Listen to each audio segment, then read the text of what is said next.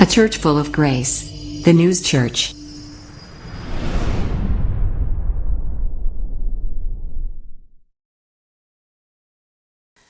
주의 이름으로 환영합니다. 제가 한 주간 이유도 모르게 계속 이렇게 어지럼증이 있고요. 지금도 약간 어지럼증이 있으나 제가 이 강단에 서기 전에 정말 깨달음으로 감사함을 얻었습니다. 오늘 말씀, 나의 약함을 자랑하고 주의 강함을 찬양하자. 하나님께서 주의 강함을 찬양하는 저와 여러분이 되기 위해서 말씀 전하는 저부터 먼저 약하게 하신 줄 믿고 오늘 말씀에 큰 은혜가 될 줄로 믿습니다.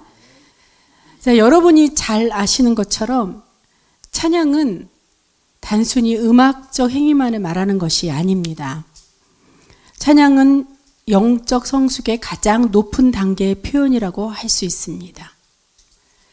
찬양은 누군가를 향한 최고의 칭찬이며 그 대상을 깊이 이해하고 존경할 때 비로소 가능한 행위입니다. 만약 찬양할 대상에 대해 잘 알지 못한다면 그것은 단순한 노래에 불과할 것입니다. 진정한 찬양이라고 부르기에는 부족함이 있다는 거죠. 저는 어린 시절 글씨조차 잘 모를 나이부터 음악과 가까이 지내왔고 클래식 작곡을 전공하게 되었습니다. 음대 합격 소식이 전해지자마자 주변 지인들의 요청으로 초등학생들을 위한 개인 레슨을 시작하게 되었고 그때 대학생 아르바이트로서는 최상의 대우를 받으며 가르칠 수 있었습니다. 그로 인해 많은 자부심이 있었죠, 스스로. 그래서 이러한 경험들이 현재의 사역과 삶에도 큰 영향을 주고 있다고 생각합니다. 그런데 시간이 지나 돌아보니 한때 자랑스럽고 여겼던 제 마음 한편에는 나도 모르는 그 교만이 자리 잡고 있었음을 깨닫게 되었습니다. 레슨 경력이 40년 가까이 된 지금 그때 저를 높였던 경험들이 오히려 지금 얼마나 부끄러운지 모르겠습니다. 저의 실력이 아니라 하나님께서 순간마다 주신 지혜로 제자들이 입시까지 잘 인도되는 지금 안정수 음악학원의 모습을 보면서 인간이 아무리 지식을 많이 쌓아도 하나님 앞에서는 여전히 부족하고 여전히 연약한 존재임을 깨닫게 됩니다. 이와 같이 하나님의 위대하심을 깊이 경험하고 있는 중입니다. 하나님의 위대하심은 그분이 말씀만으로 세상을 창조하셨다는 성경에 기록된 사실에서부터 시작됩니다. 하나님은 우리를 사랑하시고 우리를 위해 자신의 아들을 희생시킬 만큼 조건 없는 사랑을 베푸십니다. 이 사랑은 우리의 삶을 향한 깊은 이해와 우리를 긍휼히 여기시는 자비로움에서부터 비롯된 것입니다. 또한 하나님은 우리의 이해를 초월한 지혜로 모든 일을 섭리하시며 언제나 선하고 완전한 길로 인도하십니다. 우리의 연약함과 부족함에도 불구하고 하나님은 항상 우리를 용서하시고 새롭게 하십니다. 그분은 모든 것 위에 계시며 그분의 주권 아래에서 모든 일이 이루어집니다. 세상의 모든 권세와 권위는 하나님 손 안에 있으며 그분의 뜻은 반드시 이루어질 것입니다.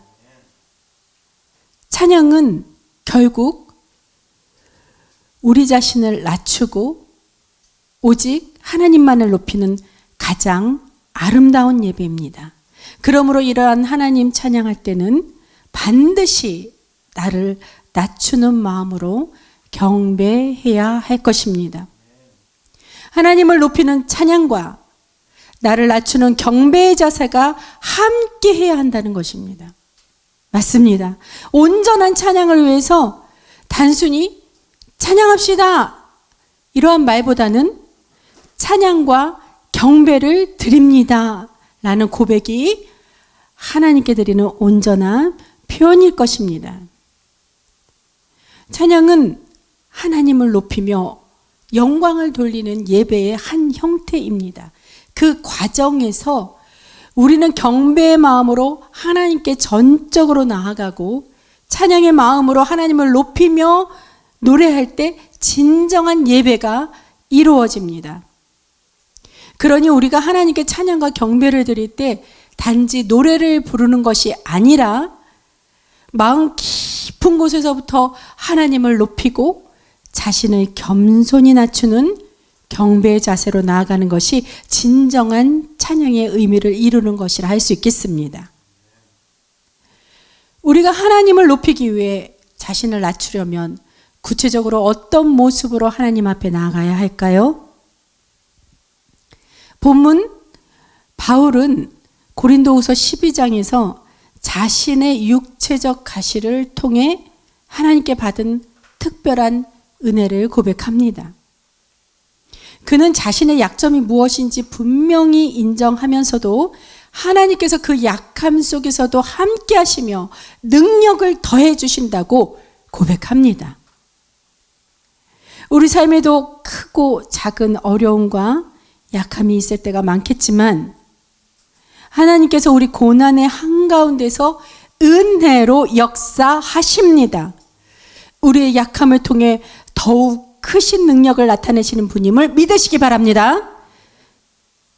오늘 본문의 사도 바울의 경험을 통해 하나님의 깊은 은혜를 새롭게 발견하고 하나님께서 주시는 위로와 힘을 함께 나누며 경배와 찬양으로 하나님께 더 가까이 나아갈 수 있는 귀한 시간이 되길 소망합니다.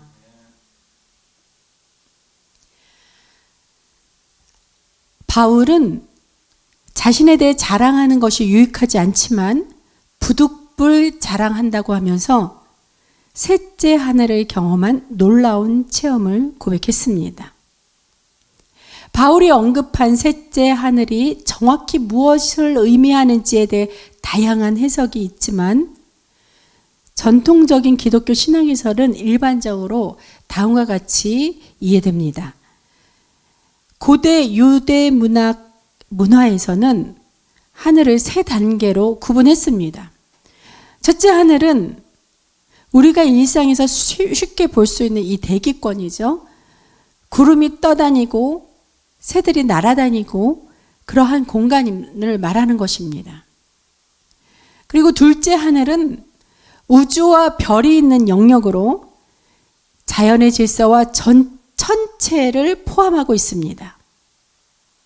그리고 마지막 셋째 하늘은 하나님이 거하시는 천국으로 영광의 임재가 가득한 곳입니다. 이곳은 단순한 물리적인 공간을 넘어서는 그 초월적이고 신비로운 영역으로 여겨집니다. 바울은 셋째 하늘에서 하나님과의 완전한 교제를 경험했다고 기록되어 있어요. 그는 그곳에서 특별한 계시와 체험을 받았다고 고백했기에 하나님의 은혜와 능력이 얼마나 크고 깊은지를 깨닫는 중요한 순간을 개인적으로 맞이했을 것입니다. 이러한 경험은 그가 겪는 고난과 역경 속에서도 하나님의 능력이 함께한다는 확신을 주었습니다. 바울은 자신의 약함을 겸손히 인정하고 오직 하나님의 은혜에 의지할 수 있게 된 것입니다.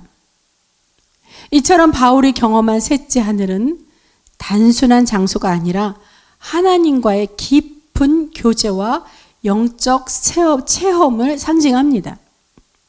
이 경험은 바울이 사역을 계속하는데 큰 힘이 되었고 오늘날 우리에게도 하나님의 은혜가 고난 속에서도 함께 하신다는 희망을 주는 메시지로 볼 수 있겠습니다. 하나님의 자녀라면 우리 모두는 성령의 임재하심을 경험해야 합니다.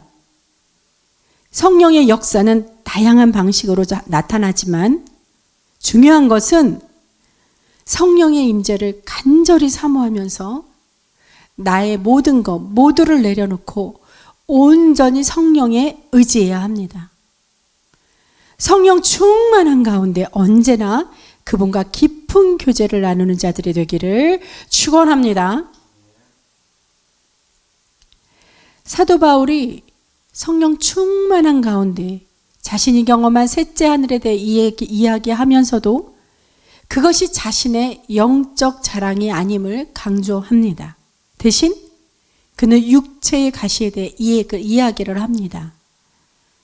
여기서 가시라는 표현은 그가 겪은 고통의 깊이를 추측할 수는 있겠지만 그 바울의 가시가 무엇인지는 구체적으로 성경에 정확히 기록된 것이 없습니다. 많은 학자들은 바울이 말하는 가시가 육체적인 질병일 것으로 추측하거나 또 그가 직면했던 마음의 고통, 강력한 유혹 또는 여러 가지 상황적인 어려움일 수 있다고 말합니다.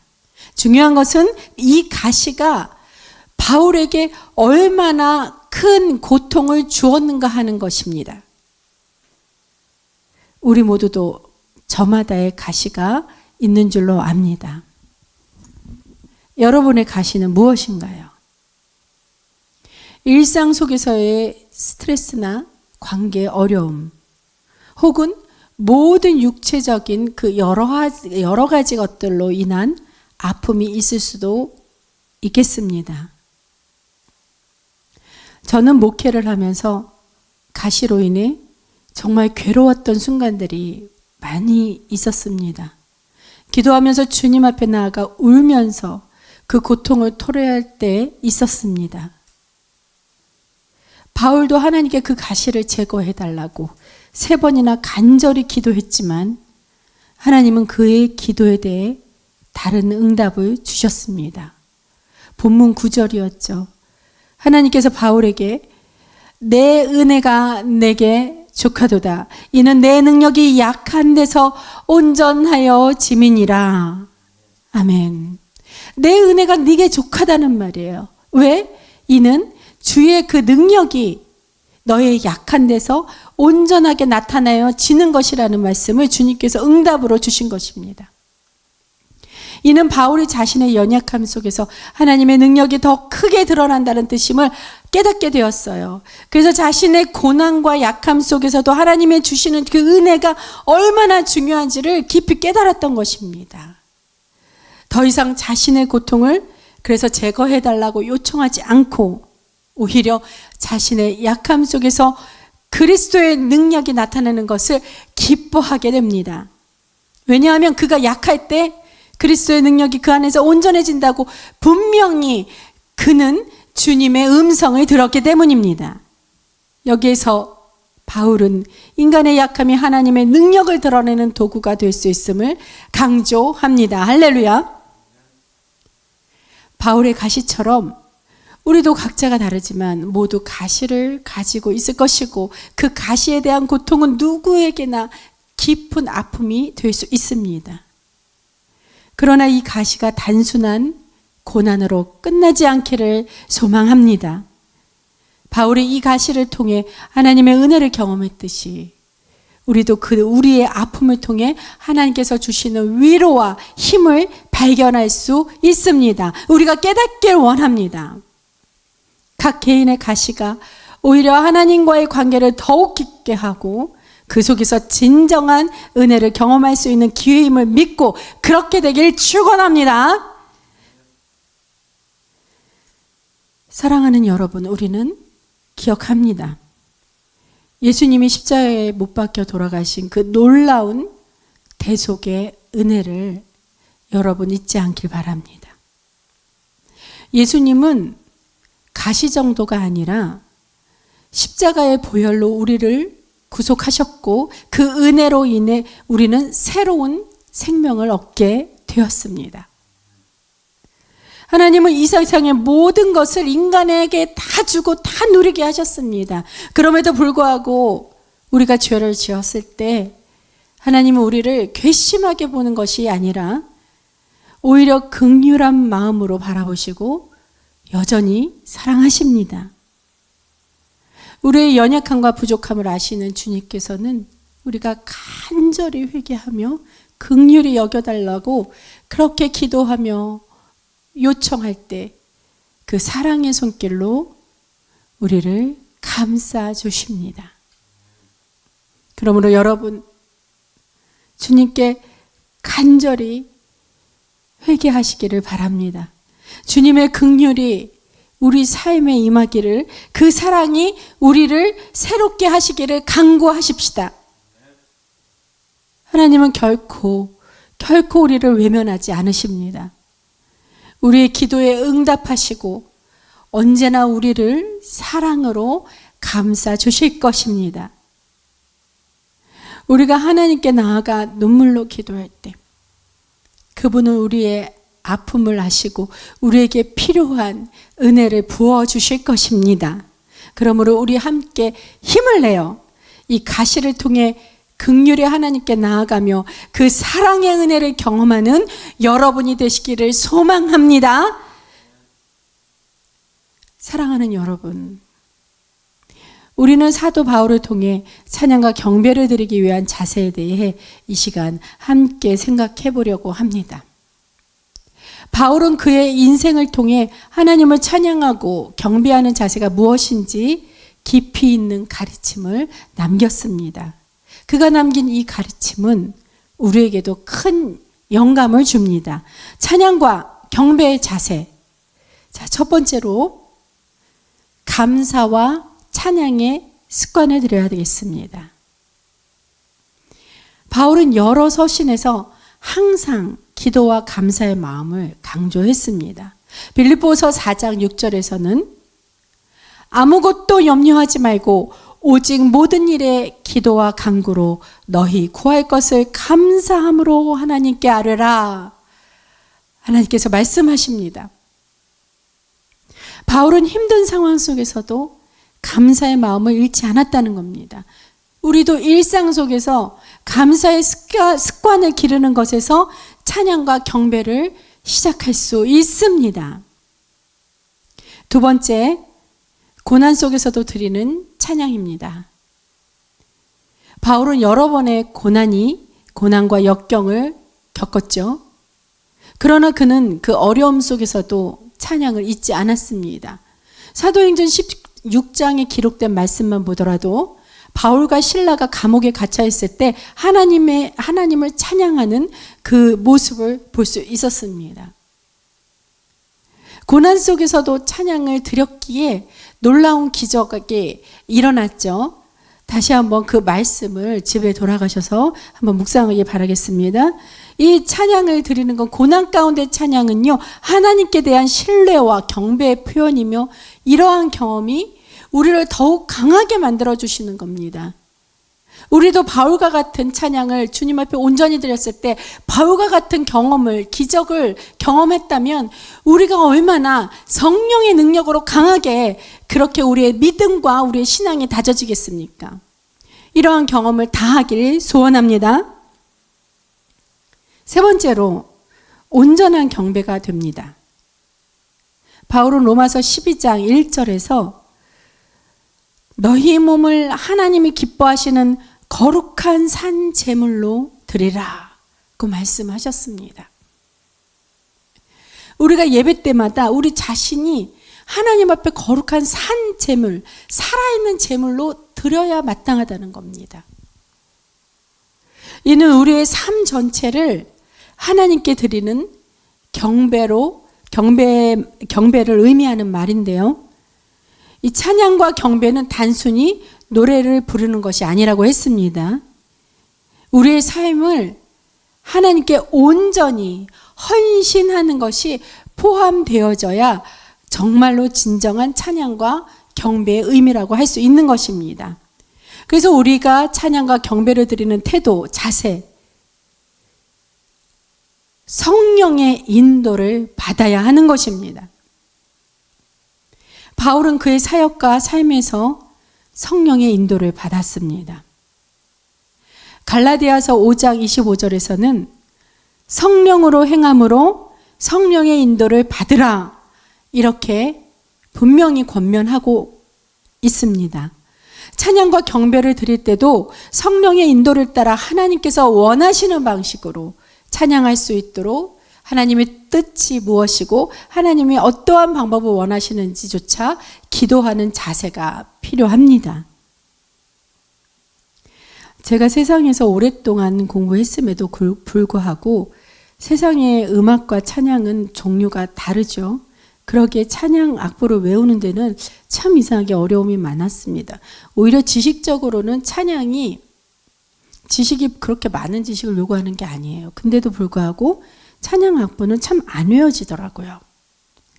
그러나 예배 시간에 성가대를 지휘할 때가 되면 신기하게도 악보가 저절로 외워지는 그런 경험을 계속적으로 하게 되었습니다. 악보를 보지 않고도 소프라노, 엘토, 테너, 베이스의 이 파트가 언제 나오는지 미리 알려주셔요, 하나님이. 그래서 그 파트가 나오기 전에 악보를 보지 않아도 미리미리 준비가 되어서 제가 지휘로 각각 그 파트에게 사인을 드릴 수 있게 된 것입니다. 이렇게 대원 한 분 한 분과 눈을 맞춰가며 함께 하나가 되어서 성령의 하나로 찬양을 드릴 수 있게 되었습니다. 이 모든 과정에서 분명히 제가 느끼는 것은 성령께서 제 안에서 역사하고 계신다는 그런 확신이었습니다. 대원들이 지휘자 사인이 정확해서 편하게 찬양할 수 있었다, 이러한 말을 자주 해주셨지만 솔직히 그건 저의 실력이 아닌 성령의 능력임을 깊이 깨달았기에, 그래서 저는 오직 주님을 찬양할 수 있도록 허락하심에 너무너무 감사뿐이었습니다. 하나님께서 저를 사용하시고 찬양을 통해 그 영광을 드러내실 때 제가 아닌 주님의 능력이 저와 대원들에게 큰 은혜였음을 진심으로 느꼈습니다. 지금 이 시간에도 제가 앞서 여러분께 첫 시간에 말씀드렸듯이 저의 육신의 이 약함이 강대의 말씀을 선포하시는 하나님의 능력으로 말미암아 주님의 은혜가 저와 여러분에게 함께 임하는 줄로 믿습니다. 이처럼 우리의 약함 속에서도 하나님의 놀라운 능력이 역사하신다는 것을 우리는 늘 기억해야 합니다. 주님께서 주시는 은혜로 인해 우리가 모두 힘을 얻고 함께 찬양하는 데 힘쓰기를 소망합니다. 여러분과 함께 우리 교회가 이 길을 걸어가게 되어 정말 기쁩니다. 계속해서 찬양과 경배의 자세 5번째, 겸손과 순종입니다. 바울은 자신의 약함을 겸손히 인정하고 하나님께 순종하는 자세를 가지고 있었습니다. 오늘 본문과 같이 자신의 육체적 가시에 대해 이야기하며 그 약함 속에서도 하나님의 능력이 나타난다고 고백했죠. 우리의 찬양도 하나님께 우리의 약함을 솔직히 드러내고 그분의 은혜에 의지하는 겸손한 마음에서 나와야 한다는 것입니다. 마지막 6번째, 공동체와 함께하는 경배입니다. 바울은 교회 공동체를 매우 중요하게 여겼습니다. 그는 여러 서신에서 성도들에게 서로를 격려하고 함께 찬양하라고 그렇게 권면했습니다. 혼자가 아닌 함께 모여서 하나님을 찬양할 때 공동체의 힘을 통해 더욱 풍성해지기 때문입니다. 사도 바울의 삶은 찬양과 경배가 단순한 의식이 아닌 우리의 일상과 고난, 그리고 하나님과의 깊은 관계 속에서 이루어지는 것임을 잘 보여줍니다. 여러분도 바울의 삶을 본받아 하나님께 드리는 찬양과 경배의 자세를 더욱 깊이 실천해 나가기를 소망합니다. 결론입니다. 오늘 우리는 고린도후서 12장 1절에서 10절 말씀을 통해 사도 바울의 삶과 그의 신앙 여정을 살펴보았습니다. 바울은 자신의 약함과 고난 속에서 하나님의 은혜가 얼마나 크고 깊은지를 고백하며 내가 약할 그때에 곧 강함이라는 이 말씀을 통해 우리에게 중요한 교훈을 줍니다. 자신의 약함을 인정하고 하나님께 의지할 때 우리는 진정한 힘을 얻게 됩니다. 그래서 각자는 삶 속에서 다양한 고난과 시련을 겪으며 이 과정에서 마음이 무너지고 힘을 잃을 수도 있습니다. 하지만 바울이 경험한 것처럼 하나님은 우리의 약함 속에서도 우리를 붙들고 계십니다. 우리의 기도가 응답되지 않는 것처럼 보일 때도 하나님은 최선의 길로 지금까지도 인도하시는 분인 줄로 믿습니다. 이제 우리는 바울처럼 자신의 약함을 솔직히 인정하고 그 안에서 하나님의 은혜를 구하는 자세를 가져야 합니다. 주님의 긍휼과 사랑을 간구하며 우리의 삶의 모든 순간 속에서 그 은혜를 체험하기를 바랍니다. 어떤 어려움을 겪더라도 하나님이 함께 하신다는 믿음을 가지고 찬양하며 나아가는 믿음의 사람으로 살아갑시다. 사도 바울이 자신의 약함을 자랑한 것은 찬양과 경배와 밀접한 연관이 있습니다. 그는 자신의 부족함을 드러내면서도 그 안에서 그리스도의 능력이 나타난다는 사실을 깨달았습니다. 내가 약할 그때 곧 강함이라는 그의 고백은 하나님을 찬양하고 경배할 때 우리의 마음과 영혼이 강하게 세워진다는 그러한 중요한 교훈임을 우리는 깨달아야 합니다. 힘든 순간에도 하나님을 향한 찬양은 우리에게 힘과 위로가 되며 약함이 오히려 그분의 영광을 드러내는 도구가 됩니다. 그러므로 우리도 바울처럼 우리의 약함을 자랑하며 하나님을 찬양합시다. 사도 바울이 육체에 가시는 자만하지 않게 하려는 그 고백처럼 우리도 겸손함으로 주님 앞에 나아갈 때 그분의 능력이 우리를 통해 나타나고 우리는 더욱 강해지는 놀라운 경험을 하게 될 것입니다. 하나님은 살아계십니다. 우리 모두가 믿음의 찬양으로 나아가 승리의 삶과 은혜의 삶을 살아가는 주님의 자녀 모두 되기를 기원합니다. 어떤 상황에서도 하나님의 사랑을 믿고 의지하며 우리의 찬양이 영적 성숙의 단계로 성장해 주님께 영광을 돌리는 저와 여러분이 되기를 간절히 축원합니다. 기도하시겠습니다.